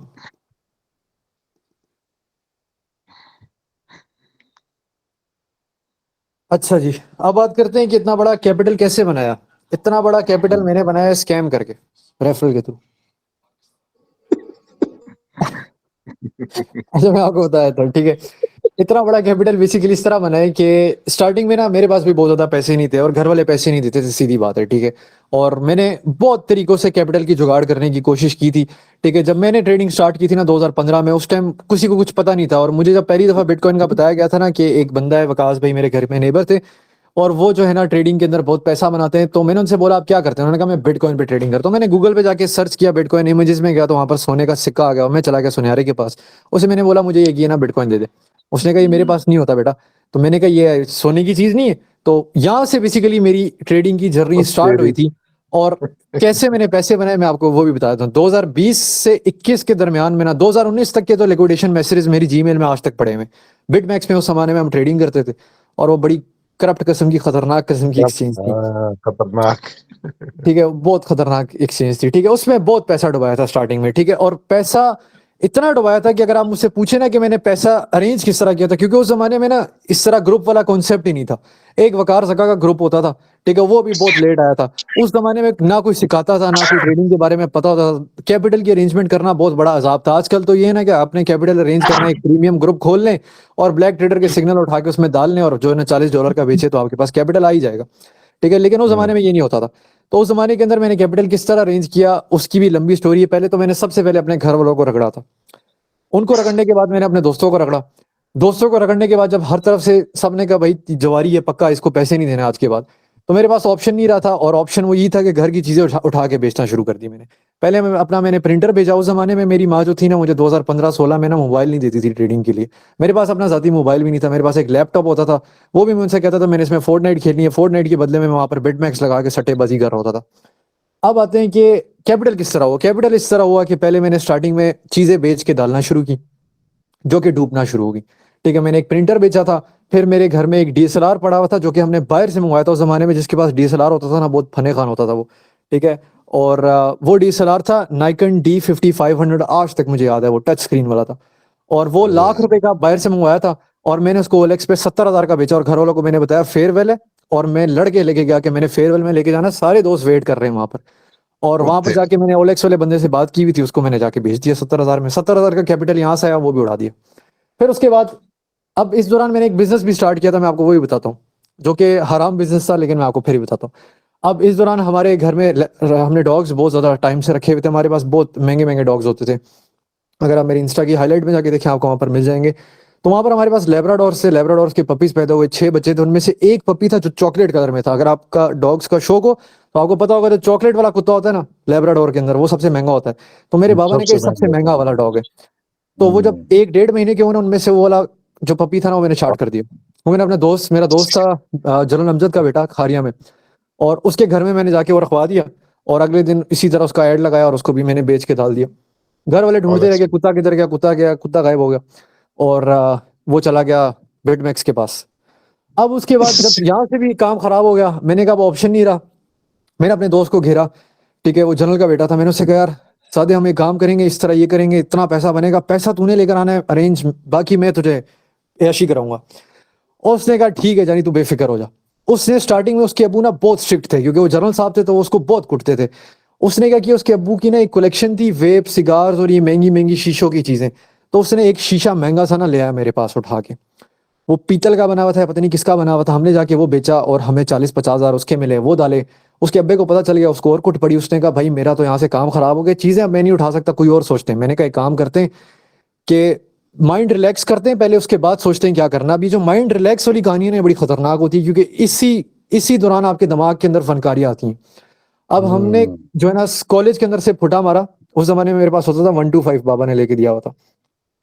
और हम खारियां से निकले गुजरात एमी, ठीक है, फिरने के लिए। अब इस दौरान रास्ते में बाइक का पेट्रोल खत्म हो गया, और हमें एक बंदे ने बोला कि इस खेत के पास एक दुकान है, वो लोकल पेट्रोल नहीं बेच रहे होते दुकानों में, वहां से जाके आप पेट्रोल भरा लो। हम उसके पास गए, वो बूढ़ा सा चाचा था। उससे मैंने कहा कि भाई पेट्रोल का क्या रेट है। उसने मुझे कहा था 118 या पता नहीं 120। तो मैंने कहा अगर मैं तुझे पेट्रोल ला के दूं तो मुझसे कितने का लेगा। उसने कहा मैं तुझसे 100 रुपए का लूंगा। मैंने कहा डन हो गया। मैंने कहा बिजनेस हो गया। अब हम क्या करते थे कि हम वहां खारिया के अंदर ना रात को 9-10 बजे के बाद ना कैंट की लाइटें बंद हो जाती थी, लेकिन वहां पर ना घरों के अंदर चल रही होती थी, मतलब जो एकेडमीज होती थी वहां पर ना 2 एकेडमीज थी। एक होती थी, एक सर थे, उनका नाम मुझे जहन से निकल गया, दूसरी होती थी किप्स एकेडमी। हम शाम को वहां पहुंचते थे, एडमिशन मेरा हुआ था किप्स के अंदर। और कॉलेज से लेके एकेडमियों के बाहर तक जितने मोटरसाइकिल होते थे हम उनकी वो पाइप निकालते थे, और हम ना 5 से 6 बोतलें ना अपने बैग में डाल देते थे। किताबें हमारे पास नहीं होती थी, हमारे पास सिर्फ खाली बोतलें होती थी, जिनसे हम पेट्रोल चोरी करते थे और जाके फिर अगले दिन उस बाबे को जाके बेचते थे। 1,000-2,000 रुपया देता था मैं। अब ये बिजनेस हमारा 3 हफ्ता रहा था, लेकिन उसके बाद इससे बरकत खत्म हो गई थी और हम पकड़े गए थे कॉलेज के अंदर, और फिर हमें सस्पेंड कर दिया गया था। ठीक है, अब ये वो पूरी जर्नी थी जिसके अंदर पैसे मैंने मारने थे, लेकिन बड़ी मुश्किल से सरवाइव कर करके पैसे फिर भी नहीं होते थे। बीच में मैंने गिव अप कर दिया, मैंने कहा अब नहीं करनी ट्रेडिंग। अब उसके बाद क्योंकि लेकिन वो फितरत थी जुआरी वाली, मेरे साथ 30-40 दोस्त शुरू हुआ था, सारे चले गए थे, सिर्फ मैं वाइज रह गया था। ठीक है, और उसके बाद ये होता है कि 2019 पे ना मुझे फिर जज्बा आ गया। मैंने कहा नहीं भाई ट्रेडिंग करनी है। और उसके बाद फिर से वो मैंने अपनी सबसे पहले नानी को घेरा। मैंने उनसे कहा कि आपको जो चाहिए मैं आपको दूंगा, जितने पैसे आप कहेंगी मैं आपको दूंगा, लेकिन इस वक्त आप मुझे 50,000 दे दें, कंडीशन ये है। तो नानी ने कहा बेटा मैं आपको वैसे ही दे देती हूँ, आप ले लो। मैंने नानी से पैसे लिए और मैंने उस 50,000 को मैंने उस पर ट्रेड नहीं की। अब क्योंकि बिजनेस माइंडसेट था ना, थोड़ा सा दिमाग चलता था। वही किधर ले आया, मैंने अभी निकलना है बस। अच्छा ठीक है ठीक है। अच्छा अब क्या हुआ कि बिजनेस माइंडसेट था, तो मैंने क्या किया, नानी से 50,000 लिए और मैंने अपनी पप्पो से मिन्नतें तरले करके 50,000 लिया, और मैंने उनसे कहा कि मैं आपको मंथ के एंड में इसमें 20-30,000 का रिटर्न दूंगा। अब मैंने क्या किया कि मैंने दोनों को रिटर्न दिया और उनको मैंने दिखाया, ये देखो आपका कैपिटल भी सिक्योर है। तो वो बड़े खुश हुए, उन्होंने जाके मामू शामू को बताया और वहां से और पैसे आ गए मेरे पास। ये वो टाइम था जब मेरे पास 2-1 लाख रुपया जमा हो गया। ठीक है, और जब 2-1 लाख जमा हुआ तो मैं इन्हीं के इन्वेस्टमेंट से इन्हीं को रिटर्न देता था। करते करते करते करते 10 लाख हो गया। सारे घर वालों से पैसे लिए हुए थे, जो बाहर भी थे जो अंदर भी थे, सारे के सारे जितने थे ना जानने वाले, ठीक है, उन सब से मैंने पैसे ले लिए। और उसके बाद वो डाला ट्रेडिंग में। ठीक है, उस जमाने में 2018 में नई नई बाइनेंस आई थी और मैंने बाइनेंस पे कभी ट्रेड नहीं की थी। 2019 के एंड पे मैंने कहा यार बाइनेंस पे शिफ्ट होता हूँ, और बाइनेंस पे मैंने शिफ्ट किया। वो पैसा सारा डूब गया, ठीक है, आधा पैसा उड़ गया। अब जो इन्वेस्टर थे उन्होंने कहा बेटा पैसे नहीं आए इस महीने, तो मैंने उनसे कहा इस महीने पैसे इसलिए नहीं आए क्योंकि मार्केट में फ्लक्चुएशन बहुत तेज है, तो मार्केट जैसी स्टेबल होती है तो आपको मैं 1x का रिटर्न दे दूंगा, आप बेगम हो जाए। उन्होंने कहा ठीक है। अब क्योंकि घर वाले ही थे, उन्होंने क्या ही कहना था मुझे। तो अब जो मैंने एक वीडियो बनाई थी ना, उस वीडियो के अंदर मैंने बताया था अगर आप पे कर्ज हैं तो अपने कर्जों वालों को बता दें कि भाई ये हो गया, अब मैं कुछ नहीं कर सकता। उसकी वजह है कि मैंने एक गलती की थी ना, ठीक है, अगर मैं उस टाइम बता देता तो मुझे जान से थोड़ी मार देते। उनके पैसे रिकवर करने के चक्करों में मैंने और कर्जे पकड़ना शुरू कर दिया हर जगह से, ठीक है। और मैंने फिर किसी को भी नहीं छोड़ा, मैं आपको बताता हूँ, लिजिट किसी को भी नहीं छोड़ा। उबर में एक बंदा था, ठीक है, वो आके मेरे साथ बैठा, कहता आप क्या करते हो? मैंने कहा यार मैं पढ़ता भी हूँ, साथ में मैं ट्रेडिंग करता हूँ, लाखों पैसे हैं मेरे पास, ठीक है। उसने कहा अच्छा यार ये ट्रेडिंग का मुझे भी बताओ। उसको मैंने घेरा, उससे मैंने कहा मेरा व्हाट्सएप ले। बाद में उसने भी मेरे साथ पैसे डाले, ठीक है, और फिर वो भी फारग हो गया, ठीक है। तो करते करते करते बहुत ज्यादा इसी तरीके से जुगाड़ों से पैसे लगे। लेकिन फिर 2020 में होगी बस से मुराद ये कि मेरा ट्रेडिंग में इंटरेस्ट खत्म हो गया था, और ये वो टाइम था जिधर मैंने पैसा बनाया। अब कैसे बनाया मैं आपको फिर समझाता हम हूं, मिले। ठीक है। अब मैं आपको रियलिस्टिकली बता रहा हूँ, मुझे कोई शौक नहीं होता मार्केट को देखने का। MT5 में खोलता ही नहीं हूँ, ठीक है। मैं बस ले ली ट्रेड तो ले ली, दैट शिट, याद भी नहीं होता ट्रेड ली हुई, क्योंकि इंटरेस्ट खत्म हो चुका है, ठीक है। और उस दौरान मैंने इतना पैसा डुबाने के बाद, सब खजल खुआरी करने के बाद, मेरी थी बर्थडे में मुझे गिफ्ट्स वगैरह दिए सबने। और मेरी मामा ने जो है ना मुझे पहली दफ़ा मोबाइल लेके दिया, क्योंकि उससे पहले हमें मोबाइल नहीं मिलता था और सिर्फ छितर मिलते थे, तो हमारे पास ऑप्शन नहीं होता था, ठीक है। 2020 में फर्स्ट ईयर के पास, सेकंड ईयर में था, पता नहीं कब कहाँ था, मुझे मोबाइल लेके दिया। और वो मोबाइल था आईफोन 11 था, हाँ 11 ही था, 11 था या एक्सेस था, मुझे सही याद नहीं है। वो फ़ोन मैंने जाके बेचा दुकानदार को, और मैंने ना सस्ते में फ़ोन एक ले लिया जिससे मेरा बस काम चले, और वही पैसे उठा के मैंने इन्वेस्टमेंट के तौर पे ट्रेडिंग में लगाए। अब वो टाइम था जहां से मैं प्रॉफिटेबल शुरू हुआ, क्योंकि मैं ट्रेड लगा के अक्सर भूल जाता था। रूटीन इस तरह की थी, कॉलेज का टाइम था, ठीक है, पढ़ाई के ऊपर फोकस था, ठीक है, और वो नींद पूरी नहीं होती थी, कॉलेज जाना फिर आके एकेडमी जाना, तो वो अक्सर ट्रेडे लगा के मैं भूल जाता था। करते करते करते करते मैं हो गया प्रॉफिटेबल, पैसे बनना शुरू हो गए। 2-1 महीने के अंदर जो है ना वो पैसे काफ़ी ज़्यादा हो गए। और फिर मैंने अपनी मामा को दिखाया पहली दफ़ा, मैंने कहा ये देखें जी, ये पैसे डाले थे मैंने, और ये रियलिस्टिकली मैंने इतने पैसे बनाए। वो बड़ी खुश हुई, उन्होंने कहा पुत्र मैं तुझे और पैसे देती हूँ। उन्होंने फिर मुझे पैसे दिए, और मैं करते करते उससे भी प्रॉफिटेबल होना शुरू हो गया। ऐसा करते करते करते करते मेरे फैमिली वालों ने दोबारा से मेरे पे ट्रस्ट किया, क्योंकि उस ज़माने के अंदर मैंने महंगी महंगी चीज़ें लेना शुरू कर दी थी। महंगी महंगी से मुराद ये मोबाइल लेटेस्ट दोबारा से मैंने ले लिया, लैपटॉप शैपटॉप ले लिया। उन्होंने कहा भाई ट्रेडिंग से कमा रहा है लड़का। और करते करते 2020 के मिड में, तकरीबन इस 6 महीने के टेन्योर के अंदर, मैंने शिद्दत कसम का पैसा बना लिया था। 2021 के एंड तक ना मेरे पास जाती 2.5-3 करोड़ रुपया था उस टाइम। लेकिन उस 2.5-3 करोड़ में ना मैं बहुत हवा में चला गया था, हवा में चला गया था इस तरह फिर आया कि क्रैश। मैं आपको बताता हूँ, अब मेरे अंदर आ गया था गरूर और तकब्बुर बहुत ज्यादा, ठीक है। अभी मेरा दोस्त है जिसके घर के अंदर मैं हूँ इस वक्त, मेरा बेस्ट फ्रेंड है, आलिशान नाम है। इसको बहुत अच्छे से पता है, जब पहली दफा मिला था आलिशान में, तुझे क्या कहता था? ये सब कुछ मैंने खुद बनाया है। ठीक है, सुन लिया आपने। तो मैं बहुत ज्यादा ना, मेरी यूनिवर्सिटी में भी किसी से बातचीत नहीं आती थी, नहीं जो भाई आके मेरे सुना साथ दे, बैठता हमने था। नहीं सुना। अली अली भाई ने जो कहा हमने नहीं सुना, आप सुनाए अपनी जबान नहीं। उसने ये कहा है कि जो है ना, ये कहता था कि भाई सब कुछ, यार एक गाड़ी देख रहा है। मैंने कहा किधर से आई? अच्छा मतलब मैंने ली है। ये तो पीछे घर अच्छा देख रहा है। मैंने कहा देख रहा हूँ। पता है किधर से आया है? मैंने खरीदा। और शक्ल से वाह। भैंस की तुम 15 साल का बच्चा नहीं होता। 15 साल का बच्चा मेरे को बड़ी बड़ी बातें कर। अच्छा खैर, तो अब करते करते, अब कहने का मकसद ये कि उस टाइम पैसा आ गया था, और मैं जो है ना किसी पे ट्रस्ट नहीं करता था, और मैं खुद को बहुत बड़ा फनकार समझता था, और बिल्कुल भी किसी से दोस्तियां नहीं करता था। मैंने हेवी बाइक्स वगैरह ले लिए, और 60-70 लाख के बाइक्स लिए हुए थे। खा मैं भी नहीं खाना यार। तो अब इस तरह करते करते करते बीच में लूना का क्रैश आया, और उस क्रैश के अंदर सारे पैसे उड़ गए मेरे। फिर कैपिटल मुख्तलिफ तरीकों से मैं करता था, लेकिन 2022 के एंड तक ना मैं प्रॉफिटेबल दोबारा नहीं हुआ था ट्रेडिंग में, ठीक है। मैं आपको रियलिस्टिकली बता रहा हूँ, ठीक है। उस जमाने के अंदर चैनल भी था, कभी कभी चैनल से भी थोड़ा बहुत कमा लेते थे, ठीक है। $10-12-15 फी वगैरह हम चार्ज करते थे। उस जमाने के अंदर ये पेड कोर्सेज और ये पेड चैनल वाला सीन होता था। और यूट्यूब करते लाइव करते, हाँ करते करते फिर उसके बाद जो है ना, मतलब अक्सर लोग भी आते थे अकाउंट मैनेजमेंट वगैरह के लिए, ठीक है। हम कभी कुछ का प्रॉफिट कर देते थे, कुछ समय लॉस हो जाता था, और हमारे पास इस तरह कैपिटल आ जाता था, सीधे लफ्जों में। ये करते करते 1 साल के अंदर मैं थोड़ा सा प्रॉफिटेबल हुआ, लेकिन फिर भी इतना नहीं हुआ था। और इस दौरान मुझे एक बंदा मिल गया, मेरे कज़न को बेसिकली मिला। उसने जाके उस बायर के बंदे को बोला कि मेरा कज़न है, वो ट्रेडिंग करता है, तुम लोग तो बहुत अमीर हो, बेंटली और इस तरह की गाड़ियों में फिरते हो, वो बेचारा फारग है, तो हम उसको भी कोई टिप्स दे दो। तो उसने कहा कि हमारा एक मेंटर है जो कि दुबई के अंदर होता है, हम उससे बात करते हैं, तुम उससे जाके मिल लो। उससे जाके मैं मिला और उसने मेरा पूरा माइंड सेट डेवलप कर दिया वहां पर। ठीक है, जिंदगी तब्दील कर दी। हाँ, उसने उसने कहा भाईजान ये सीन है, इस तरह करनी है ट्रेडिंग, इस तरह बनेगा पैसा। वो दिन और आज का दिन, उसके बाद मैंने पहले उसी ने मुझे पैसे दिए थे, ठीक है, $500 उसने दिए थे। उसी से मैंने ग्रो करते करते करते करते करते थोड़ा अच्छा, मुझे उसने ना बोला कि तुझे मैं $500 दे रहा हूँ, तेरे पास 2 महीने का टाइम है, 2 महीने के अंदर तुमने मुझे 1x करके देना है। मैंने कहा ठीक है। मैंने वाह, पहले 2 दिन में 1x कर दिया। मैंने कहा ये देखो। उसने आगे से मुझे बोला bullshit, you are noob trader. लो है। मैंने कहा भाई मैंने तुझे 2 दिन में 1x कर दिया है, तुझे और क्या चाहिए? कहता है भाई तू नाड़ी है। उसने लीजेंड मुझे इस तरह बोला था, वो उज़्बेकिस्तान का था, तो वो थोड़ा ना बोलता भी इस तरह था, no you are bullshit, you don't, I don't like this, इस तरह करके ना वो बोलता था। खैर करते करते जो है, जब मैं थोड़ा सा फॉर्म में आया और पैसा शैसा उसी के पैसे उसने मुझे दिया था, वो करते करते वो पैसा मुझे डूबा नहीं था, फिर वो वैसा बरकत वाला पैसा था, पता नहीं उसने कहाँ से तावीज़ करवाए थे उसमें। लेकिन करते करते जो है ना अच्छा गेन आना शुरू हो गया। फिर मैं प्रॉप फर्म्स में शिफ्ट हुआ। प्रॉप फर्म्स पे पहले तो फेल होता रहा 2 महीने तक लगातार फेल होता रहा। जब थोड़ी समझ में आई तो फिर मैंने प्रॉप फर्म्स को जो है ना खाली करना शुरू किया और प्रॉप फर्म से बहुत पैसा बनाया। प्रॉप फर्म्स के बाद फिर मैंने और पैसा बनाया उसी पैसे के थ्रू। फिर अब वो माइंडसेट इस तरह का हो गया कि अब वो लॉस वाला सीन खत्म हो चुके, तो इस तरह बस चलता आ रहा है। स्केल अप करते जाते बीच में बहुत बड़े लोगों की भी ऑफर्स आ जाती हैं हमें।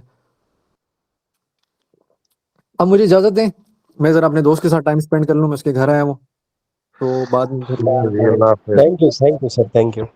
ठीक है, ओके सब, अल्लाह हाफिज। अल्लाह हाफिज।